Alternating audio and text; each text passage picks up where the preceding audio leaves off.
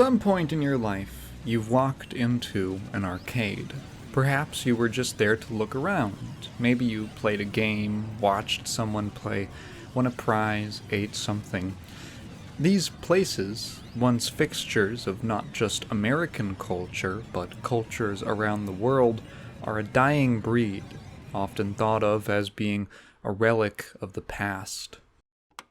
As a participant in the fighting game community, I appreciate these places for being the birthplace of a unique gaming subculture, almost mythical points of gathering where ideas were exchanged, conflicts erupted, and memories made. Therefore, the slow fading of them saddens me somewhat, and at this point, a question occurs to me. Why are they even called arcades? Such a strange word. Probably Latin in origin? In ancient Greece, Arcadia was a mythical land of bucolic scenes uncorrupted by evil, and where supernatural beings dwelt. Was this the answer? No. An arcade is, in fact, this. From the Latin word arcus, meaning arch, it is a series of connected archways. The arches that connect us.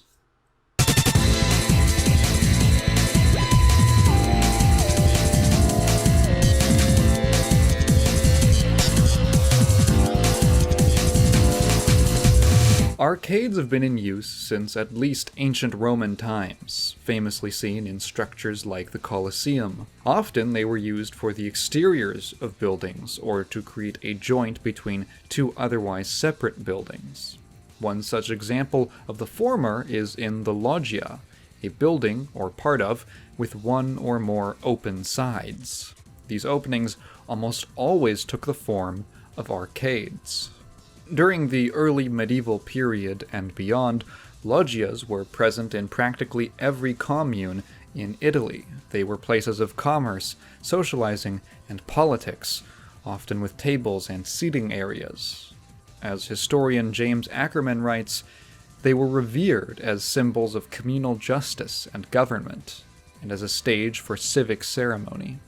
The arcade was open, mingling with the elements, blurring the line between in and out. It was a place for people with nothing to hide. In fact, around the early 1520s, when the Holy Roman Empire invaded Italy as part of a series of wars, they destroyed the loggia in the town of Vicenza. In its day, there was no better visual metaphor for a state trying to crush the people and government it was invading. It was around this time, in 1524, that a young man appeared in Vicenza. Andrea di Pietro della Gondola, 16 years of age, had just fled from the nearby town of Padua, where he was apprenticed to a stone carver. The reasons for his fleeing are unknown, but he soon resumed a new apprenticeship under carvers like Giovanni da Pedimuro and Girolamo Pittoni. 14 years later, now a professional, he came under the wing of Count Gian Giorgio Tresino. Tresino was something of a dilettante. While he himself wasn't particularly knowledgeable, he liked to surround himself with experts in various fields, and as he needed things to be built, he decided that this young man, who had otherwise no formal education, would be his dedicated architect. He gave him a new name, Palladio, meant to evoke Pallas, a pseudonym of Athena, Greek goddess of wisdom. At the time, there weren't many options for a classical education in architecture. There was only one ancient architect whose writings on the subject had been preserved, Vitruvius. So, Tresino tossed the works of Vitruvius at the newly christened Andrea Palladio, and his life was changed.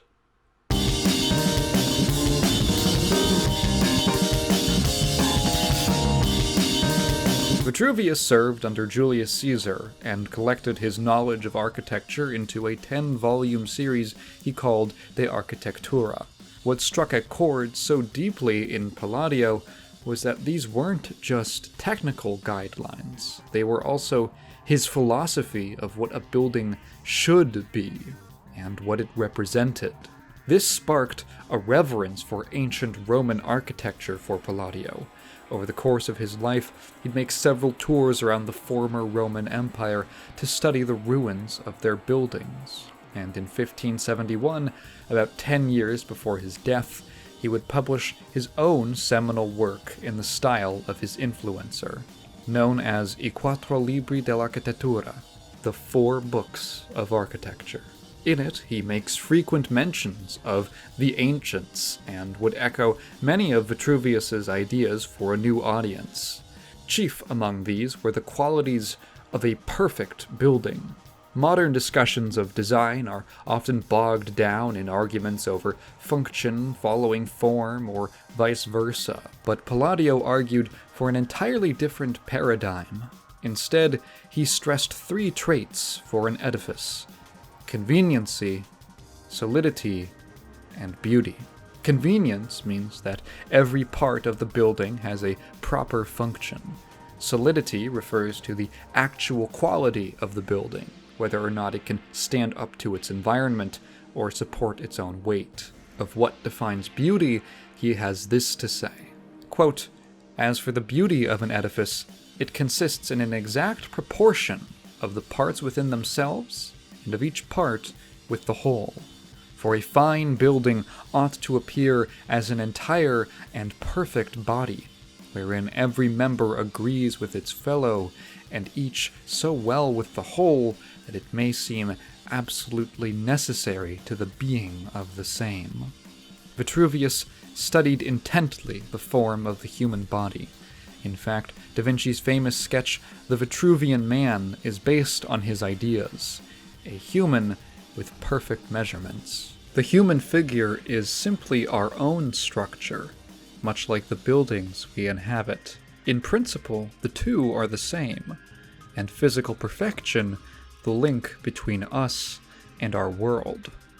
Beauty, to Palladio, was a matter of proportion.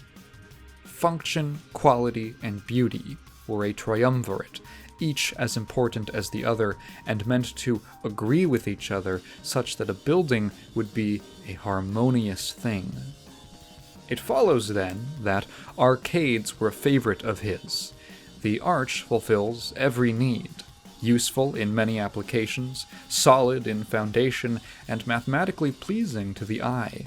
His use of arches and the conjoined arcades would become a staple of what was later known as the Palladian style. Arcades became a defining feature of a style that sought to create buildings that were harmonious, not just with themselves, but their surroundings.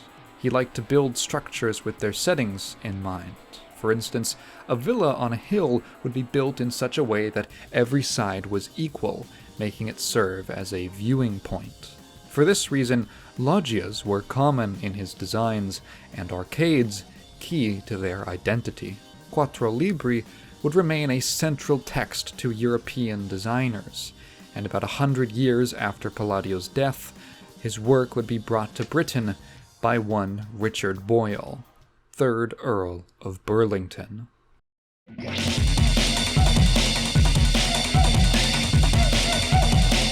Boyle was an intellectual and lover of the arts, so when his interests pulled toward architecture, he picked up the works of Palladio and was enchanted. Quattro Libri, such a rich text, monumental in size and packed with illustrations, diagrams, advice, and philosophy. It inspired him to revive Palladio's style, and he would design a number of famous buildings throughout his home nation, such as the Burlington House. He died in 1753, leaving said estate to his grandchildren, one of which was George Cavendish. In 1819, Cavendish ordered an expansion of the house, a shopping area for his wife, close to home and safe from the rabble of the common folk. The architect, Samuel Ware, was called on to design this shopping center, and, keeping with the style of the adjoining estate, settled on a Palladian design. With that in mind, the project had a few other challenges. It had to be open to the public, but also enclosed from above. Thus, he designed one of Britain's very first shopping arcades. The Burlington Arcade is a now iconic landmark of London, having endured for over 200 years and earning an imitator in Pasadena, California. An indoor street lined with two-story shops, its ceilings vaulted and gated by a series of archways. It, and others like it, are emblematic of a new identity for the conjoined arches. Arcades had now caught on in Europe as a popular style for commerce centers. They were so popular that the period from 1786 to 1935 was dubbed by French architect Bertrand Lemoine as the Arcade Era, for the thousands which popped up around the continent, all reminiscent of the loggias so loved by Palladio. They can be distinguished from modern shopping centers by their feeling of openness. This was due to 1. The arched entrances, and 2. The glass ceilings they often had. These were to let in natural light to reduce the need for candles and later electric lighting. The growth of shopping arcades coincided with an emerging middle class who had a new place to buy and socialize. Around this time, in 1867, the first coin-operated amusement machine was developed, a fortune-telling device patented by J. Parkes. While it was never really successful, it would signal a new wave of similar attractions, an extension of fair and carnival games brought on by the Industrial Revolution. These coin-op machines could draw in patrons for their novelty and enticed entrepreneurs for their income potential. Fascination with them would grow in the coming decades as new and innovative coin-ops were created. On Britain's various seaside resorts, for instance, they became a common attraction, with large centers of coin-op games called automatic shops. A proven business model, these would travel to the United States, itself seeing the effects of rapid industrialization. Every thread ties together in 1890, when a man by the name of James Lambert Andom set foot in Cincinnati, Ohio. A former Union Army lieutenant, he'd already started a successful phonograph company in Cleveland. His new Cincinnati location would be dubbed the Emery Arcade. This place, and others like it, would inexorably tie the conjoined arches to coin-op machines.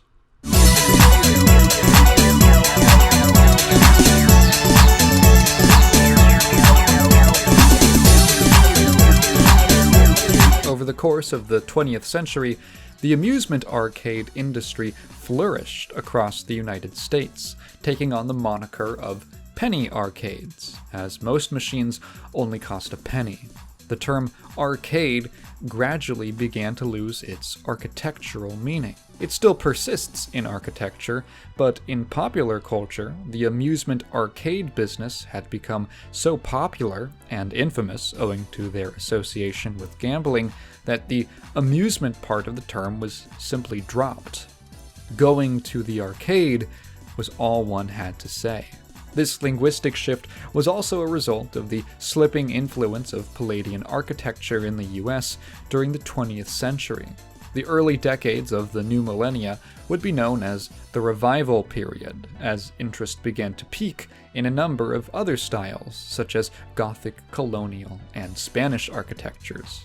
After the Second World War, European students of the well-known Bauhaus school of design, like Van der Rohe and Gropius, set off a wave of modernist and international style buildings. The arcade industry itself persisted, however, and in the early 1970s, an owner of one such arcade, named Nolan Bushnell, hatched an idea. Much like his forebears with clockwork fortune tellers, he saw an opportunity with new video game technology. Inspired by the recently released Magnavox Odyssey, he formed a company, Atari, and hired an electrical engineer, Allan Alcorn, to develop their first game.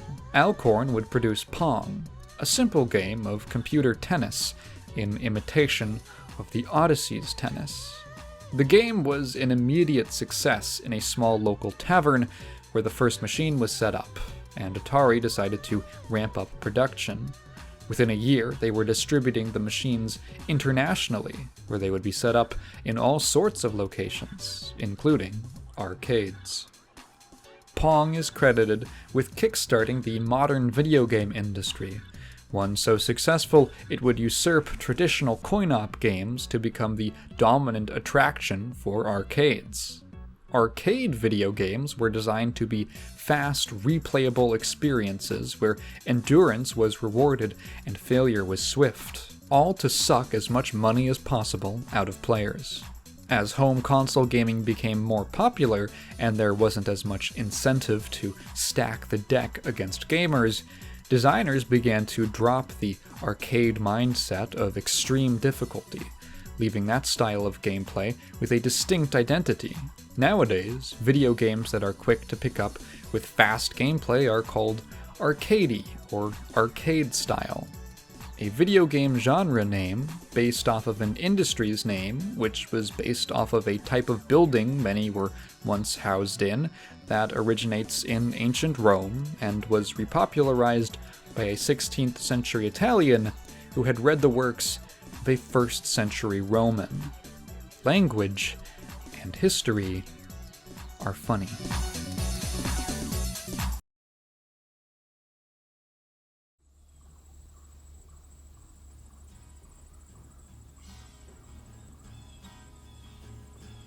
On delving into the lives of these people and reading such ancient texts, I feel a little overwhelmed by the gargantua of history. What's even more interesting, however, is that despite so many disparate things in this story, there's a common element that connects them, a through line that skips across time like a stone over a pond: the arcade. In its use as an exterior, it opens us to nature. In its joining of buildings, it connects us to each other. In the bridges it supports, it carries us across countries. In a 2017 paper on the fighting game community, Michael Skolnick and Stephen Conway write, "The arcade is a different world, wherein a different sense of being emerges. The metaphysical space of the arcade, the world that is built, is the social world the participants create through their performance of individual and collective identity. Hundreds of years after the term has lost its meaning, we can still gather in arcades, like Italians in the loggias." I've often felt alienated by many aspects of the modern world, having lived in the United States my whole life around major metropolitan areas, and learning about arcades has made that alienation make a little more sense. I think many of us don't relate to the cold, disjointed buildings we're often surrounded with, ones made for the bare essentials for labor to be done. In 1984's Fundamentals of Urban Design by Richard Hedman, he writes, "The lack of respect for older buildings, combined with an emphasis upon an internally focused analysis, encourages the design of buildings that relate only to themselves." If what Vitruvius implied is true, that buildings are like people, then these structures are failing to communicate, to agree with each other, shucking harmony for industry. And so, with these places of gathering slowly dying out as malls close and forums become faceless, many people seek some kind of inherent connection.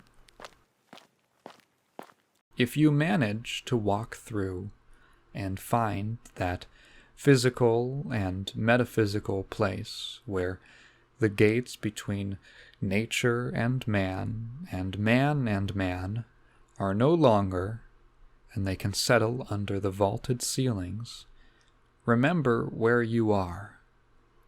Remember the arcades. Here comes a daredevil!